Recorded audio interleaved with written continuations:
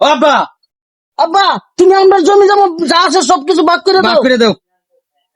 আয়া তাহলে ব ভালো কথা কইছ ব তোর জন্য ভাই ব বউ বইছি বইছি। বইছি। আয়া তোরা দুজনে বালা কতই কইছ এখন কোন সময় থেকে মইরা তোরা দুজন দে সম্পদটা ভাগ করে দিলাইলে আমি মরল শান্তি পাম। কাম করবে রতন তুই মাল আনবে আর দুলালে গড় তুলবো আর তা হম আমি মানছি। মানছি। 3 বিঘা জমি আছে না, এই 3 বিঘা জমি চাষ করবে দুলালে আর খাইতে আনবো রতনে আর খামো আমি।